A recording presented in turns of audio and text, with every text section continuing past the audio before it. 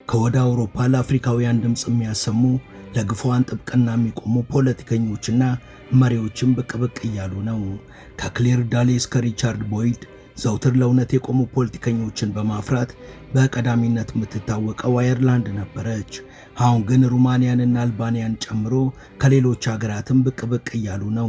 በሀገር መሪነት ደረጃ ተቀምጠው እውነትን በመናገርና ለአፍሪካውያን ጥብቅና በመቆሙ ረገድ ግን የጣሊያኗን ጠቅላይ ሚኒስቴር የሚያክል የለም። ይቺ መሪ አሁን ላይ አነጋጋሪነቷና ተወዳጅነቷ በእጅጉ ጨምሯል። ከማክሮንና ከምዕራባውያኑ ጋርም ዘውትር ዓይንና ናጫ ናት። እውን ይቺ የጣሊያን መሪ ማናት? በቅርቡ ስለ ቡርኪና ፋሶና ስለ ኒጀርስ ያፈነዳቸው እውነታ ምንድነው? La soluzione non è prendere gli africani e spostarli in Europa. La soluzione è liberare l'Africa da certi europei che la sfruttano e consentire a queste persone di vivere di quello che hanno.